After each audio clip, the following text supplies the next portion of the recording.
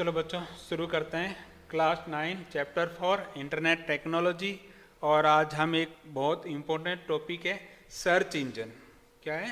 Search engine. इसके बारे में डिस्कशन करेंगे। फिर हम बात करेंगे जो सर्च इंजन है उसके अंदर SERP के बारे में क्या होता है, वेब बोट क्या होता है, सर्च इंजन कितने प्रकार के होते हैं, ये किस प्रकार कार्य करते हैं। तो इसके बारे में अपन डिटेल के अंदर पढ़ेंगे। किसके बारे में? सर्च इंजन के बारे में। देखो सर्च इंजन होता क्या है। आपको जब कुछ भी टॉपिक ढूंढना होता है या किसी के बारे में पता करना है तो आप क्या करते हो? वहाँ पर गूगल में जाते हो और कुछ की टाइप करते हो और सर्च पे क्या करते हो? क्लिक करते हो। तो आपको उस कीवर्ड से संबंधित बहुत सारी लिस्ट दिखाई देती है और आप किसी भी लिस्ट पर क्लिक कर किसी वेब पेज या किसी वेबसाइट के ऊपर चले जाते हो। तो ये काम किसके द्वारा किया जाता है? सर्च इंजन के द्वारा। किसके द्वारा किया जाता है? सर्च इंजन के द्वारा। देखो, ऐसे कंप्यूटर प्रोग्राम जो किसी कंप्यूटर सिस्टम पर स्टोर सूचनाओं में से वांछित सूचना को सर्च यानी खोज कर निकालते हैं उन्हें सर्च इंजन कहते हैं। नहीं, ऐसे कंप्यूटर प्रोग्राम जो किसी कंप्यूटर सिस्टम पर जो स्टोर सूचना है, जो सूचना है उनमें से वांछित सूचना यानी पर्टिकुलर कोई विशेष सूचना आपको सर्च यानी खोज कर निकालते हैं, उनको हम क्या कहते हैं? सर्च इंजन कहते हैं। क्या कहते हैं? Search engine. जैसे अगर आपको राजस्थान माध्यमिक शिक्षा बोर्ड पे जाना है तो आपको पूरी वेबसाइट पता होना जरूरी नहीं है। आप क्या लिखते हो? आप लिख सकते हो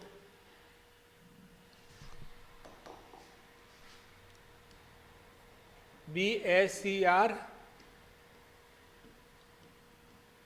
राजस्थान। अगर ये भी टाइप करते हो तो भी आप राजस्थान के ऑफिशियल वेबसाइट पर आराम से चले जाते हो। सर्च इंजन को सबसे प्रचलित रूप वेब सर्च इंजन कहलाता है। जो सर्च इंजन का जो प्रचलित रूप है उसको हम क्या कहते हैं? Web search. क्या कहते हैं? वेब सर्च, क्योंकि ये वेब पेज को सर्च करने का काम करता है। जो वर्ल्ड वाइड वेब पर सूचना खोजने के लिए उपयोग में होता है। जो क्या करता है? वर्ल्ड वाइड वेब यानी वेब के ऊपर जो सूचना है या जो वेब पेज है उसको खोजने के लिए हम किसका इस्तेमाल करते हैं? वेब सर्च इंजन का। किसका इस्तेमाल करते हैं? वेब सर्च इंजन का। एक नाम आता है मेटा सर्च इंजन। कैसा search engine? Meta search engine. ऐसे सर्च इंजन जो इनपुट लेकर समानांतर रूप से तीसरी पार्टी को परिणाम के लिए क्वेरी प्रेषित करते हैं। यानी ऐसे सर्च इंजन जो परिणाम प्रदर्शित करने के लिए तीसरी पार्टी का क्या लेते हैं?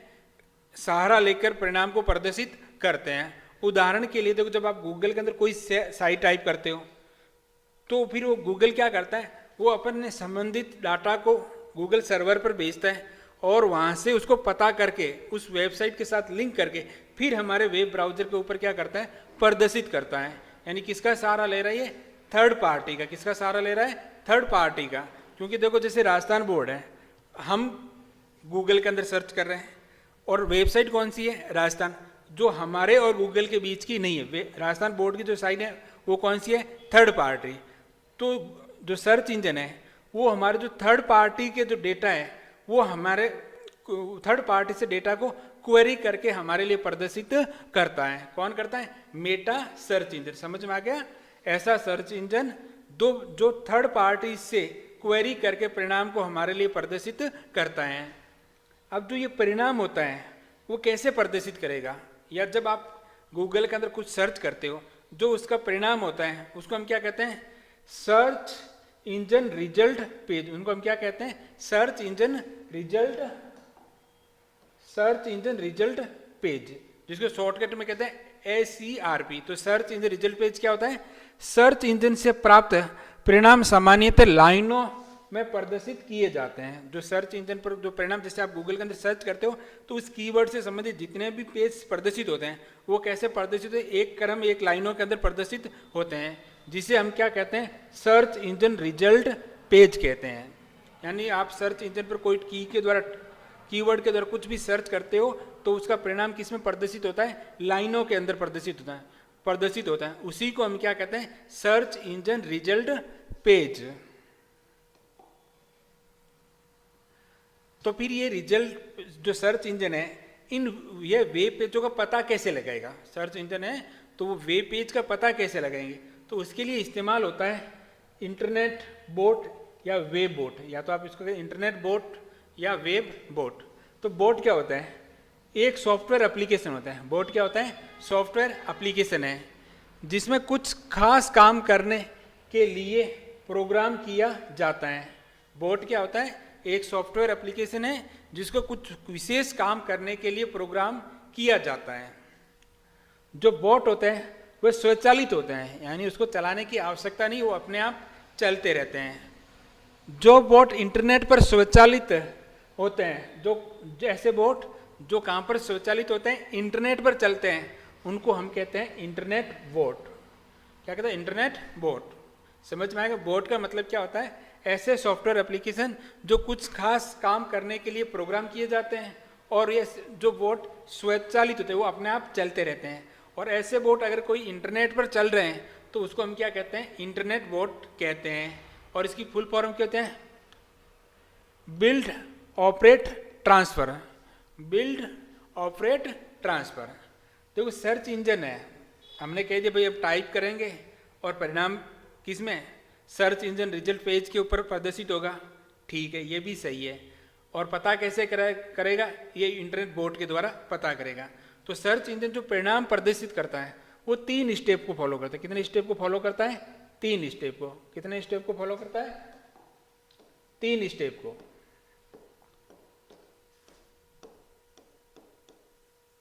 कितने स्टेप को फॉलो करता है? 3 स्टेप। तो कौन कौन सा?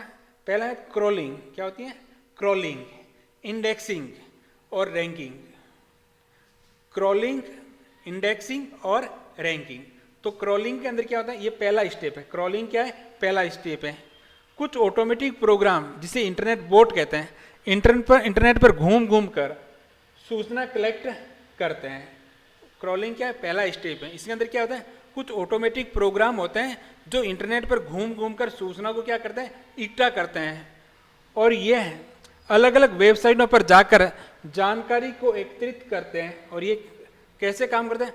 जितनी भी वेबसाइट बन रही हैं उन सभी वेबसाइट पर विजिट करके उनकी वहाँ से जानकारी को क्या करते हैं? एकत्रित करते हैं। इसे स्पाइडर या क्रॉलर या बोट कहते हैं। और इनको हम क्या कहते हैं? स्पाइडर कह सकते हैं, क्रॉलर कह सकते हैं, या बोट कह सकते हैं। क्या कहते हैं? बोट कहते हैं। क्या कहते हैं? बोट। और ये बताए ना, जैसे हम पहले इंटरनेट बोट का मतलब जो इंटरनेट पर चलते हैं, तथा इस प्रक्रिया को क्रॉलिंग कहते हैं। यानी सूचना एकत्रित करने की प्रक्रिया को तो कहते हैं क्रॉल करने वाले सॉफ्टवेयर को तो कहते हैं क्रॉलर, स्पाइडर या बोट कहते हैं। और इस प्रक्रिया को हम क्या कहते हैं? क्रॉलिंग। सूचना इकट्ठा करने की जो प्रक्रिया उसको हम क्या कहते हैं? क्रॉलिंग। चलो हमने सूचना इकट्ठा कर ली, हमने सूचना क्या स्पाइडर, बोट या क्रॉलर के द्वारा सूचना इकट्ठा कर ली। सूचना इकट्ठा हो जाने के बाद हमें उसकी क्या करनी होती है? इंडेक्सिंग करनी है। क्या करनी होती है? इंडेक्सिंग, यानी किस क्रम के अंदर ये प्रदर्शित होगी। इस स्टेप में क्रॉल, जो सूचना क्रॉल की गई है, की गई सूचनाओं में से एक विशेष क्रम यानी पर्टिकुलर ऑर्डर में व्यवस्थित यानी अरेंज किया जाता है। क्रॉलिंग करने के बाद में दूसरा स्टेप है जो इंडेक्सिंग है।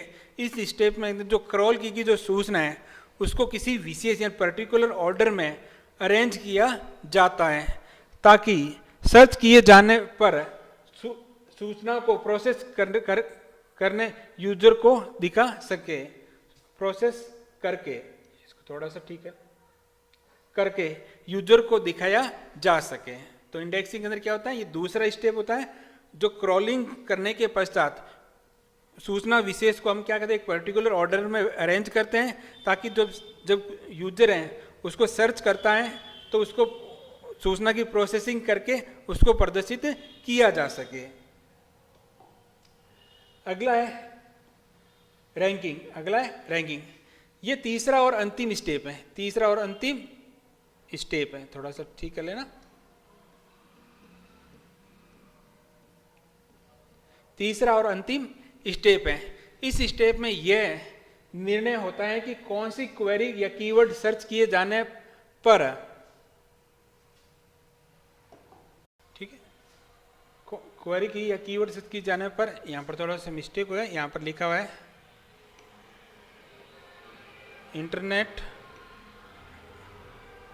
नहीं, इसका सहायता क्या नाम होगा?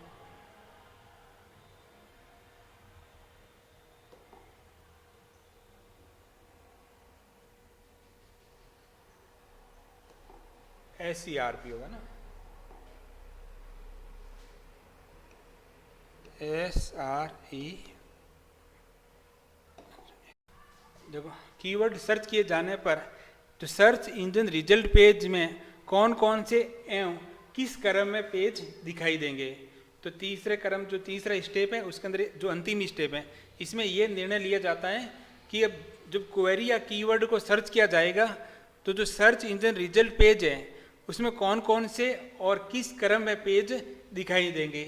और ये कुछ सर्च इंजन के उदाहरण हैं। जैसे जो पहला सर्च इंजन है वो आर्ची था, को कब आया था? 1990 के अंदर।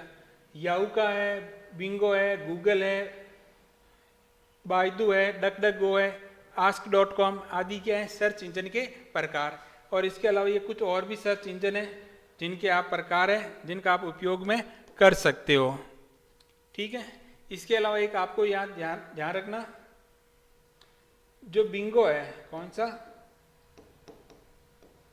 बिंगो है, तो ये क्या करता है, एजुकेशन से रिलेटेड जो टॉपिक है उसको मुफ्त में सर्च करने की सुविधा देता है। कौन? बिंगो। ये है माइक्रोसॉफ्ट, जो माइक्रोसॉफ्ट विंडो है उन्हीं का है सर्च इंजन है। तो एक बार जल्दी से रिवाइज कर लेते हैं। पहला है सर्च इंजन। तो सर्च इंजन क्या होता है? ऐसे कंप्यूटर प्रोग्राम होते हैं जो किसी कंप्यूटर सिस्टम में स्टोर जो सूचना है उसमें से वांछित सूचना को सर्च कर निकालते हैं।